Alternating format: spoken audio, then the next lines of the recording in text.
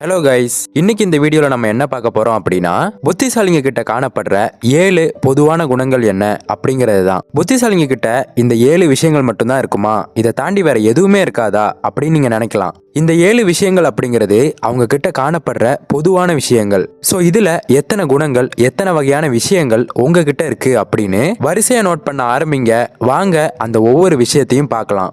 Number 1, solitude, அதாவது தனிமை. இந்த தனிமை அப்படிங்கிறது 2 வகையான தனிமை இருக்கு. முதலாவது வகை என்ன அப்படின்னா, என் கூட யாருமே இல்லையே அப்படின்னு நினைச்சுக்கிட்டு இருக்கிறது, அதாவது லோன்லினஸ் அப்படின்னு சொல்லுவாங்க. ஆனா இன்னொரு வகையான தனிமை என்ன அப்படின்னா, என் கூட நான் தனியா இருக்கிறதுக்காக எனக்கு ஒரு குறிப்பிட்ட நேரம் வேணும் அப்படின்னு சொல்லிட்டு மத்த எல்லா டிஸ்ட்ராக்ஷன்ஸையும், மத்த எல்லா மனிதர்களையும் தவிர்த்துட்டு தன்னோட தான் மட்டுமே தனியா இருக்கிறதுக்காக விரும்புவாங்க. இதுல புத்திசாலிங்க கிட்ட இந்த 2வது வகையான தனிமை தான் இருக்கும். இப்படி ஏன் இவங்க இந்த தனிமையை விரும்புறாங்க அப்படின்னா, இதுக்காக நம்ம ஒரு 4 காரணங்களை சொல்லலாம். அதுல முதலாவது ரிலாக்ஸ், அதாவது அவங்கள ரிலாக்ஸ் பண்ணிக்கிறதுக்காக. 2வது காரணம் அவாய்ட் டிஸ்ட்ராக்ஷன்ஸ், நிறைய டிஸ்ட்ராக்ஷன்ஸை கம்மி பண்ணணுங்கிறதுக்காக, அதை தவிர்க்கணுங்கிறதுக்காக. 3வது காரணம் டு திங்க், அதாவது யோசிக்கிறதுக்காக, சிந்திக்கிறதுக்காக. அப்புறம் கடைசியா 4வது முக்கியமான காரணம் to repress with the hobby. அவங்களுக்கு ஏதாவது ஒரு ஸ்பெஷல் ஹாபி இருக்கும், அந்த ஹாபியை வச்சு அவங்க மைண்டை ரெஃப்ரெஷ் பண்றதுக்காக தன்னோட தனிமையான நேரத்தை அவங்க பயன்படுத்திக்குவாங்க. உதாரணத்துக்கு ஆல்பர்ட் ஐன்ஸ்டீன் வந்து பாத்தீங்கன்னா, அவர் தனிமையில இருக்கும்போது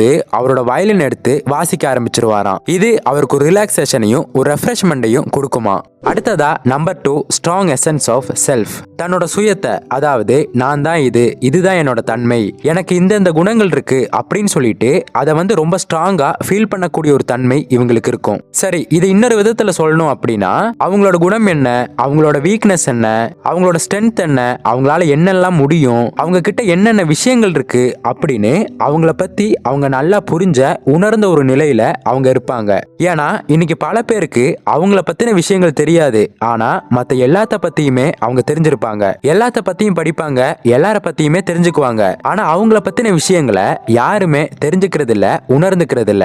ஏன்னா இங்க யாருமே தனக்காக ஒரு குறிப்பிட்ட நேரத்தை ஒதுக்குறதே கிடையாது. இந்த புத்திசாலிங்க கிட்ட நான் அப்படிங்கிற ஒரு தன்மை இருக்கும். அதுதான் அவங்களால எது முடியும், எதுல தலையிடணும், எதுல மூக்க நுழைக்கவே கூடாது, இந்த மாதிரி பல விஷயங்களுக்கு ஹெல்ப் பண்ணும். அடுத்ததா number 3, always want to know more. அதிகமா தெரிஞ்சுக்கணும்னு நினைப்பாங்க. எதை பத்தி அப்படின்னா, அவங்களுக்கு எது மேல இன்ட்ரெஸ்ட் இருக்கோ, அவங்க எந்த துறை மேல ரொம்ப ஆர்வமா இருக்காங்களோ அதை பத்தி தெரிஞ்சுக்கணும், அதை பத்தி உணர்ந்துக்கணும் அப்படின்னு சொல்லிட்டு அது மேல அதிகமா கத்துக்க ஆரம்பிப்பாங்க, தெரிஞ்சுக்கணுங்கிற ஒரு எண்ணத்துல இருப்பாங்க. லேர்னிங் அப்படிங்கிற ஒரு விஷயம் இவங்க கிட்ட இருந்துகிட்டே இருக்கும், புதுசா லேர்ன் பண்ணிக்கிட்டே இருப்பாங்க. அடுத்ததா நம்பர் 4, அப்சர்வேஷன். இவங்க இயல்பாவே எல்லாத்தையுமே அப்சர்வ் பண்ணக்கூடிய ஒரு தன்மை கொண்டவங்களா இருப்பாங்க. இந்த அப்சர்வேஷன்ல முதல் படி என்ன அப்படின்னா, கவனித்தல், அதாவது ஒரு விஷயத்தை கவனிக்கிறது. 2வது பெர்ஸ்பெக்டிவ், அதாவது நம்ம ஒரு விஷயத்தை கவனிக்கிறோம், ஆனா அதை எப்படி கவனிக்கிறோம் அப்படிங்கிற இன்னொரு பகுதியும் இருக்கு. அதாவது ஒரு சம்பவம் நடக்குது அப்படின்னா அதுக்கு பொதுவான மக்கள் அவங்களோட கருத்தை சொல்லிட்டு அப்படியே போயிடுவாங்க. ஆனா இதையும் தாண்டி இவங்க அதை வேற கோணத்துல பார்க்க ஆரம்பிப்பாங்க. எல்லாருமே என்ன சொல்றாங்க கவனிக்காம உண்மைத்தன்மை அங்க என்ன இருக்கு அப்படிங்கறதுல அவங்க கவனம் செலுத்துவாங்க.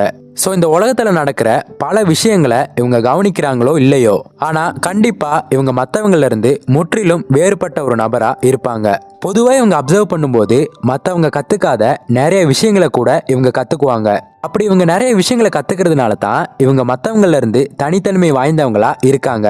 உதாரணத்துக்கு இப்போ ஒரு புத்தகம் இருக்கு அப்படின்னு வச்சுக்கோங்க, அந்த புத்தகத்தை யாரு வேணாலுமே படிக்க முடியும். அதே மாதிரி தான் ஒரு வீடியோ இருக்குன்னா அதை யாரு வேணாலுமே பார்க்க முடியும். ஒரு ஸ்கூல் இருக்கு, ஒரு காலேஜ் இருக்கு, இல்ல ஒரு கோர்ஸ் இருக்கு அப்படின்னா அது எந்த ஸ்டூடெண்ட்ஸால வேணாலுமே படிக்க முடியும். ஆனா அதையும் தாண்டி இந்த அப்சர்வேஷன் அப்படின்னு ஒண்ணு இருக்கு பாத்தீங்களா, இதுதான் யாருமே கத்துக்க முடியாத ஒரு விஷயத்த கூட நம்மளை கத்துக்க வைக்கும். சோ இந்த குணத்தை நம்ம இப்படிப்பட்ட நபர்கள் கிட்ட பார்க்க முடியும். அடுத்ததா நம்பர் 4, மேனேஜிங் எமோஷன். ஒரு மனுஷன் அப்படின்னு எடுத்துக்கிட்டாவே பிராக்டிக்கலாவே அவனுக்கு எல்லா விஷயங்களுமே மாறி மாறி வரும். அது ஒரு சந்தோஷமான விஷயமா இருக்கலாம், சோகமான விஷயமா இருக்கலாம், தன்னை சோகத்துல ஆழ்த்தக்கூடிய பல சம்பவங்கள் கூட நடக்கலாம். இந்த மாதிரி பல விஷயங்கள் அவங்க வாழ்க்கையில நடக்கும்னே வைங்களேன். ஆனா இதை சரியா எப்படி மேனேஜ் பண்ணணும் அப்படிங்கிறது இவங்களுக்கு நல்லாவே தெரிஞ்சிருக்கும். பல பேர் இன்னைக்கு ஒரு சோகமான விஷயம் நடந்துருச்சு அப்படின்னா அதுல இருந்து வெளியே வர முடியாம அதை கடந்து போக முடியாத ஒரு நிலையில நிறைய பேர் மாட்டிக்கிட்டு இருக்காங்க. ஆனா இவங்களுக்கு இதை எப்படி மேனேஜ் பண்றது, இதுல இருந்து நம்ம எப்படி வெளியே வர முடியும், இப்படி அந்த விஷயத்த அதை கண்ட்ரோல் பண்றதுல, அதை மேனேஜ் பண்றதுல ரொம்ப சரியாவே இவங்க செயல்படுவாங்க. அடுத்ததா நம்பர் 5, கிரியேட்டிவிட்டி.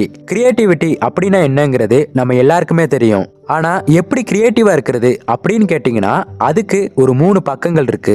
முதலாவது விஷயம் நிறைய விஷயங்களை கத்துக்கிறது. அதாவது இப்ப நம்ம ஒரு வீடியோ மேக் பண்றோம், ஒரு பப்ளிக் ஸ்பீக்கிங் பண்றோம், இல்ல ஏதாவது ஒரு சின்ன சின்ன விஷயம் பண்றோம் அப்படின்னா அந்த விஷயத்த இதுக்கு முன்னாடி யார் யார் எப்படியெல்லாம் பண்ணியிருக்காங்க அப்படிங்கிறத கத்துக்கிறது. இத நம்ம நிறைய இடத்துல இருந்து கத்துக்கணும். ஒரு இடத்துல இருந்து மட்டுமே நம்ம கத்துக்கிட்டோம் அப்படின்னா அதை காப்பி கேட் அப்படின்னு சொல்லுவாங்க.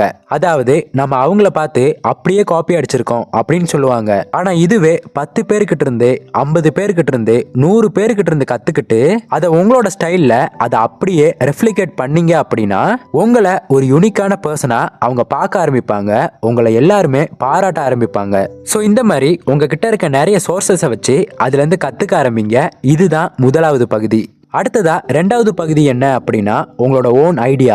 அதாவது நீங்க பண்ணக்கூடிய விஷயங்களை எப்படி கத்துக்கிட்டீங்க, அதை நீங்க எப்படி பாக்குறீங்க, அதை எப்படி நீங்க புரிஞ்சுக்கிட்டீங்க அப்படிங்கிறது 2வது. அடுத்து 3வது பக்கம் அப்படிங்கிறது உங்களோட ஓன் ஸ்டைல்ல இந்த 2 விஷயத்தையுமே ஒரு ஜூஸ் மாதிரி அடிச்சு அதை வெளிப்படுத்துனீங்க அப்படின்னா அதுதான் கிரியேட்டிவிட்டி அப்படிங்கிறது. இந்த கிரியேட்டிவிட்டி அப்படின்னா யாருமே சொல்லாத கருத்தை நம்ம சொல்றது கிடையாது, யாருமே செய்யாத விஷயத்த நம்ம செய்யறது கிடையாது, யாருமே உருவாக்காத விஷயத்த நம்ம உருவாக்குறது கிடையாது. எல்லாருமே ஏதாவது பண்ணி வச்சிருப்பாங்க, எல்லாருமே ஏதாவது ஒரு கருத்தை சொல்லியிருப்பாங்க. சோ நம்மளால புதுசா ஒரு விஷயத்த சொல்றதுக்கோ செய்யறதுக்கோ உருவாக்குறதுக்கோ ஒண்ணுமே கிடையாது. ஆனா இந்த 3 விஷயத்தையுமே உங்களுக்குள்ள அடக்கி அதை எக்ஸ்பிரஸ் பண்ணீங்க அப்படின்னா அதுதான் கிரியேட்டிவிட்டி. இது கொஞ்சம் டிஃப்ரெண்டா இருக்கும், யூனிக்கா இருக்கும், புதுவிதமா இருக்கும். ஸோ இதுதான் கிரியேட்டிவிட்டி அப்படிங்கிறது. அடுத்ததா number 7 good memory. Good memory அப்படிங்கிறது ஒரு நல்ல நினைவாற்றல் அப்படின்னு சொல்லலாம். அதாவது நம்ம படிக்கக்கூடிய அத்தனை விஷயங்களையுமே சில பேர்னால அதாவது போட்டோகிராஃபிக் மெமரி அப்படின்னு சொல்லுவாங்க. அதாவது போட்டோ எடுத்து வச்ச மாதிரியே ஒரு விஷயம் கூட மாறாம அதை அப்படியே ஞாபகம் வச்சுப்பாங்க. இன்னொரு சில பேர் பாத்தீங்கன்னா அதுல என்ன முக்கியமா இருக்கோ அதை மட்டுமே ஞாபகம் வச்சுப்பாங்க.